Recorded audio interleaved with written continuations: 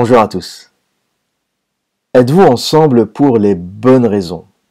De par mes observations et mes constatations, je pense que 90% des couples sont ensemble pour les mauvaises raisons. Et je vais énumérer avec vous les mauvaises raisons ou les indicateurs de mauvaises raisons pour lesquelles les couples sont ensemble. Et je finirai cette vidéo en vous donnant les bonnes raisons pour lesquelles un homme et une femme devraient être ensemble. Tout d'abord, les mauvaises raisons. La première, c'est l'argent ou la convénience. Il est facile, plus facile, de vivre financièrement lorsqu'on est en couple. On partage le prix du loyer, on partage les courses, on partage l'électricité, l'eau, les charges, et on dépense tout simplement moins d'argent lorsqu'on est en couple. Et beaucoup de gens ne veulent pas se séparer, surtout quand on habite dans les grandes villes et qu'il est dur de retrouver un autre appartement, et supportent une condition de misère sexuelle ou de misère relationnelle, juste parce que se séparer coûte trop cher. Retrouver un appartement, des garants, une caution, recommencer sa vie à zéro dans un endroit qu'on ne connaît pas, lorsqu'on a un petit appartement sympathique dans le 20e, c'est évidemment quelque chose d'assez difficile à faire. Et donc beaucoup de couples vont supporter cette situation et rester ensemble malgré la pénibilité de la vie ensemble parce qu'on ne s'aime plus, parce qu'on ne se supporte plus. Et on va rester ensemble parce que c'est tout simplement trop dur de recommencer sa vie à zéro financièrement. Et entre la peste et le choléra, on va peut-être choisir le choléra parce qu'on a moins de chances de mourir. Pour la métaphore. Ou encore, autre souci financier, si vous êtes marié, le coût du divorce. Beaucoup de gens vont rester ensemble tout simplement parce que le coût du divorce va être, surtout si on a eu des biens en commun, surtout si on a acheté beaucoup de choses en commun, le coût du divorce en avocat, le coût du divorce en séparation va être astronomique. Et donc, ils vont supporter cette pénibilité au quotidien pour ne pas engager d'argent. Cela a été la première raison pour laquelle vous êtes ou la première mauvaise raison pour laquelle vous êtes en couple. Donc si vous êtes dans cette situation, vous vous reconnaîtrez. Et ce n'est pas une situation viable de toute manière dans le long terme. La deuxième raison pour laquelle il n'est pas bon d'être ensemble, c'est simplement quand les deux partenaires n'ont pas le choix. Si vous n'avez pas la possibilité de séduire, si vous êtes ensemble parce que vous vous êtes retrouvés, en général les deux partenaires sont pas terribles ou les deux sont, on va dire, moche, même si c'est un mot difficile à définir, mais les deux n'ont pas une valeur sexuelle haute, c'est-à-dire qu'en se séparant, l'homme va galérer pour trouver une femme et la femme va galérer pour trouver un homme.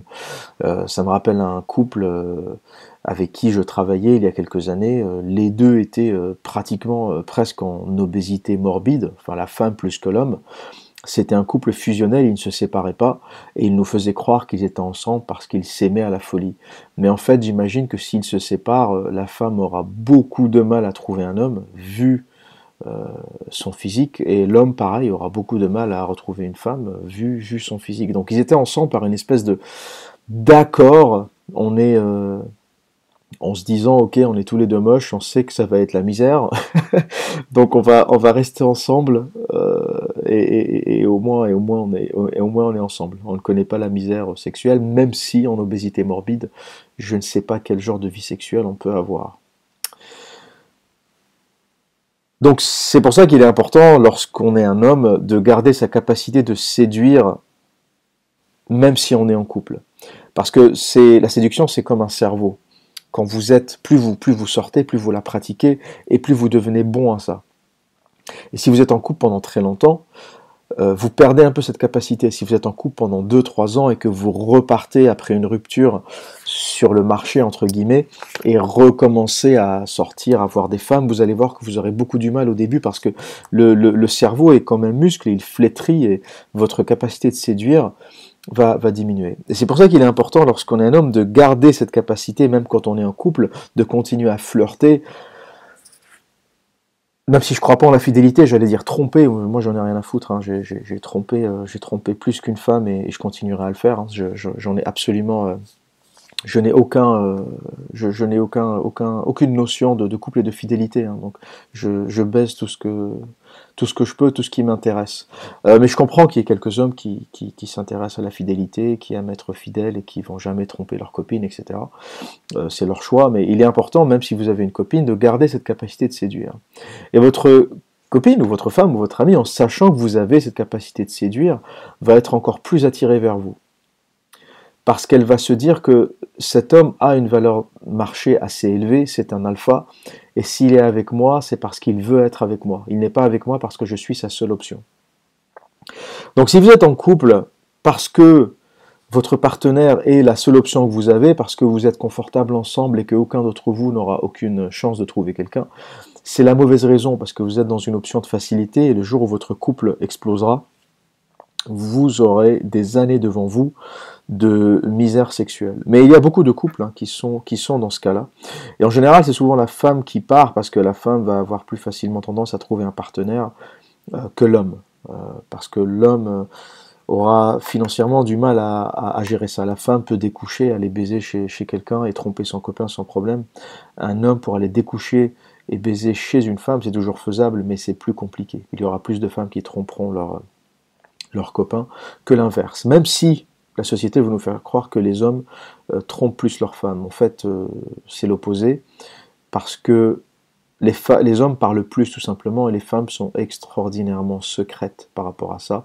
Elles n'ouvrent pas leur bouche à tort et à travers en disant j'ai trompé mon mec. Parce que quand vous êtes un homme qui avait plusieurs conquêtes, vous êtes un don Juan, vous êtes un roi, vous êtes un prince.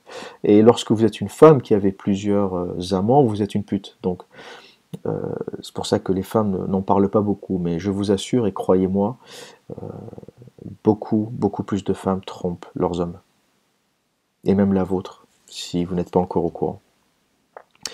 Donc deuxième mauvaise raison pour être ensemble. La troisième mauvaise raison pour être ensemble, ou pour laquelle vous êtes ensemble, c'est le chantage. Si votre partenaire vous fait du chantage affectif, du chantage au suicide, du chantage si tu pars je me tue, si tu pars j'ai plus de raison de vivre, et vous êtes ensemble par une espèce de, si vous êtes avec un pervers narcissique, si vous êtes avec quelqu'un qui émotionnellement vous tient, c'est les mauvaises raisons, parce que vous n'êtes pas heureux tout simplement ensemble, et vous êtes avec quelqu'un en espérant la calmer ou le calmer émotionnellement, mais en fait vous perdez votre temps, et c'est une mauvaise raison. La manipulation ou le chantage à l'émotion, le chantage au suicide n'a jamais été une bonne raison pour un couple d'être ensemble. Donc voilà pour les trois raisons, si vous êtes ensemble, si vous êtes avec votre partenaire, parce que c'est moins cher, parce que vous partagez les frais, pour des raisons financières en règle générale, ben c'est une mauvaise raison. Si vous êtes avec lui parce que vous n'avez pas d'option sur le marché de la séduction, parce que ou si vous êtes avec elle parce que votre valeur marché est assez basse et vous n'êtes pas sûr de pouvoir retrouver un partenaire et que vous vous contentez de ce que vous avez, ça c'est une mauvaise raison. Et la troisième raison, c'est le chantage affectif. Maintenant, les bonnes raisons pour lesquelles il est bien d'être ensemble, et des raisons que je respecte. Un, c'est un couple reste ensemble parce qu'il y a un enfant en jeu. Je respecte beaucoup les parents qui ne divorcent pas, pardon. Lapsus. Je respecte beaucoup les parents qui ne divorcent pas parce que il y a des enfants. Je trouve ça assez noble parce qu'ils restent ensemble pour ces enfants à qui ils ont donné la vie, et ils se disent qu'il serait injuste de leur faire vivre ça. Donc ils restent ensemble, tant bien que mal, et ils essayent de trouver un compromis pour élever ces enfants et ne pas divorcer. Et en général, vers le vieillage, c'est souvent la bonne option, parce que la femme qui a supporté son mari ou l'homme qui a supporté sa femme pendant des années difficiles, quand ils arrivent ou quand ils atteignent la cinquantaine ou la soixantaine, sont finalement heureux d'être restés ensemble, parce que quand toute la stimulation extérieure, quand toute l'espèce de marketing autour j'ai envie de refaire ma vie, je mérite mieux, etc. Vous savez les choses que les femmes se racontent quand elles arrivent à la quarantaine, vous savez, cette espèce de crise où elles disent je suis encore belle, je suis encore jeune, j'ai envie de me faire baiser par quelqu'un d'autre, j'en ai marre de ce vieux con. Et elles partent en pensant, avec toute la théorie et tout le bagage féministe derrière qui les encourage, en pensant qu'elles vont trouver une meilleure vie, et elles se retrouvent célibataires à 50 ans, avec une vie en général misérable, et elles finissent dans des maisons de retraite toutes seules, avec juste l'infirmier pour leur changer les couches. Et je fais toujours cet exemple, ou je prends toujours cet exemple entre la femme de l'Italie du Sud dans les années 60 ou dans les années 50, avant l'explosion du féminisme, qui restait avec son mari macho, qui lui rendait un peu la vie difficile, mais qui restait quand même avec lui et qui élevait les enfants. Cette femme à la soixantaine ou vers 70 ans se retrouvait toujours mariée avec ses enfants, ses petits-enfants qui courent autour d'elle dans la cour ou dans le jardin. Et en fait, elle finit par être quand même heureuse, même si elle a vécu quelques moments difficiles. Alors que l'occidental hystérique va tout de suite divorcer son mari dès qu'elle se sentira pas bien ou dès qu'elle aura une meilleure option. Elle partira en pensant que je suis encore belle, je suis encore jeune, à 40 ou à 45 ans, avec quelqu'un d'autre. Et en règle générale, elle se fera de toute façon un jour larguer, et cet homme avec qui elle a eu des enfants et qu'elle a abandonné, euh, fera que, en fait, elle ne trouvera pas cette meilleure option ou ce rêve ou cette chose dont elle a rêvé en quittant cet homme, et se retrouve la plupart du temps célibataire dans une maison de retraite. Et aujourd'hui, il y a une espèce de cimetière des éléphants de féministes qui ont largué leurs enfants et leurs maris en espérant trouver une vie meilleure, et qui touchent le mur ou qui rentrent dans le mur. C'est bien sûr la majorité silencieuse, hein. Vous verrez très peu d'émissions en vous montrant les milliers, les centaines de milliers de femmes seules dans les maisons de retraite, parce que c'est un discours anti-féministe. Mais c'est la triste réalité. Et je pense que les femmes dans les années 30, 40, 50, même si elles se plaignaient ici et là de machisme, elles aimaient finalement ce machisme, parce que le mari macho est un peu tatillon, chiant sur la cuisine, sur les tâches ménagères, mais le mari macho est quand même un mari qui protège sa famille, un mari qui continue à subvenir à ses besoins, et quand même un homme qui est là pour sa famille, et il appartient à une femme de savoir gérer ça et supporter sa masculinité, au lieu d'essayer d'éteindre sa masculinité et de partir. Donc, il est noble pour un couple de rester ensemble parce qu'ils ont fait des enfants. C'est une vraie responsabilité. Et aujourd'hui, cette société individualiste qui nous pousse à la liberté, au bonheur individuel au détriment des enfants, est absolument en train de détruire la société et de créer des générations d'enfants détraqués. Parce que des enfants qui grandissent sans la présence d'un père et d'une mère dans un foyer équilibré sont, qu'on le veuille ou non, ou seront, qu'on le veuille ou non, des enfants détraqués. L'autre raison pour laquelle il est juste pour un couple de rester ensemble, ou la règle d'or en général, et c'est ce qu'il faudra retenir de cette vidéo, c'est que quand l'homme et la femme ont la chance de partir mais qu'ils restent ensemble, c'est la raison, ou c'est la bonne raison pour laquelle ils doivent rester ensemble. C'est-à-dire que quand l'homme a des options, quand l'homme sait séduire, quand l'homme peut partir n'importe quand avec une femme, mais qu'il reste avec sa copine ou avec sa femme, ou quand la femme a l'option de partir, qu'elle est attirante, qu'elle est jeune, qu'elle est belle, mais qu'elle reste avec son homme, eh bien les deux ont trouvé la bonne raison pour rester ensemble. Et à chaque fois qu'ils se voient, chaque fois qu'ils se regardent dans les yeux, ils savent pertinemment qu'ils se voient ou qu'ils se rencontrent parce qu'ils ont envie de se rencontrer. Pas parce qu'ils ont des problèmes financiers, pas parce qu'ils partagent l'appartement, pas par chantage affectif, pas parce qu'ils n'ont pas le choix, mais simplement parce qu'ils veulent être ensemble. Et c'est la seule bonne raison. Une femme vous adorera, vous aimera si elle sait que vous êtes un alpha qui peut avoir une femme à n'importe quel moment en claquant des doigts, si elle sait que si elle vous emmerde un soir, que vous sortez, vous êtes capable de choper une femme, que vous avez la capacité de séduire et de trouver une autre compagne, mais que vous ne le faites pas et que vous restez avec elle, c'est la plus grande marque de respect. Elle vous rendra la plus grande marque de respect parce qu'elle sait que vous êtes avec elle, vous êtes un alpha en demande, en réussite, mais qui est avec elle tout simplement parce que vous avez envie d'être avec elle. C'est ça la puissance de l'homme. C'est ça la puissance que doit avoir un homme. Aujourd'hui, cela ne me fera absolument rien. Je suis actuellement avec quelqu'un, je vois actuellement quelqu'un. Et si elle m'envoie un message en me disant c'est terminé, j'ai plus envie de te voir, cela me fera ni chaud ni froid, cela me fera absolument rien. J'aurais même un petit sentiment de bonheur parce que pour moi, chaque rupture, c'est le retour à la liberté. Et le retour à sortir, séduire, recommencer à fréquenter d'autres femmes, flirter. Je peux aller sortir dans n'importe quel centre commercial, dans n'importe quelle boutique, juste regarder la première femme qui se présente à ma droite ou à ma gauche, en lui disant où est-ce que vous avez acheté vos chaussures. N'importe quelle ligne à la con générera une réaction. Jamais de compliment, ne faites jamais de compliment à une femme. Sortez un truc à la con, où est-ce que vous avez acheté votre manteau, ou si j'étais vous, je prendrais pas des cerises, c'est pas la saison. C'est voilà, c'est des choses que très peu d'hommes vont lui dire. Elle trouvera ça bizarre, mais ça l'intéressera et l'intriguera. Donc j'ai la liberté et la possibilité de le faire, et les femmes avec qui je suis le savent. Donc je ne suis jamais à l'affût de les voir, je ne suis jamais à l'affût. Si on prévoit par exemple de se voir un vendredi à 19h, je regarde aussi à côté ce qu'il y a de disponible vendredi à 19h.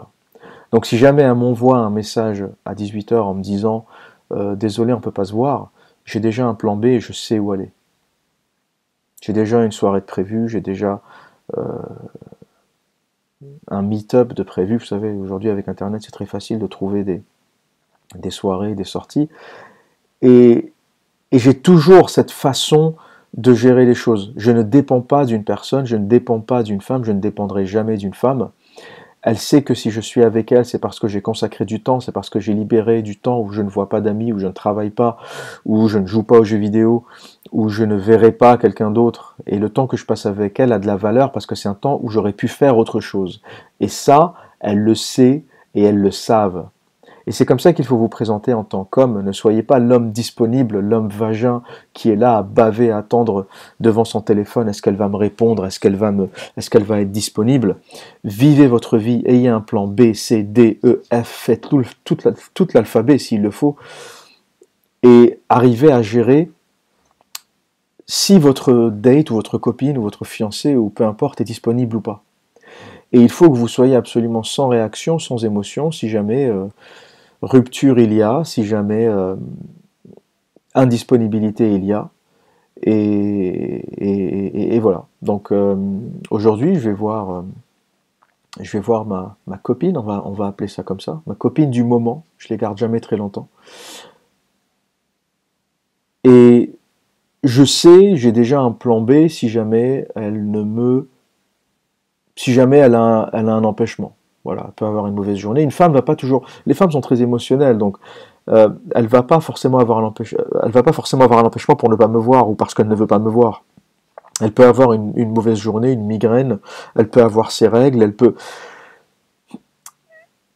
Elle va peut-être vous laisser tomber parce qu'elle n'a pas envie de vous voir, mais elle va aussi peut-être vous laisser tomber pour des vraies raisons où elle ne peut pas. Et si elle est honnête, elle ne vous sortira pas une excuse bidon. Si elle est honnête, elle vous dira vraiment ce qu'il est. Si elle est honnête et si elle vous aime et si elle ne veut pas vous perdre, non seulement elle vous donnera la raison, mais le seul moyen de savoir si c'est vrai ou si c'est faux, en général, quand une femme vous dit non, elle vous donne une alternative. Quand elle vous donne pas d'alternative, c'est qu'elle ne veut pas vous voir.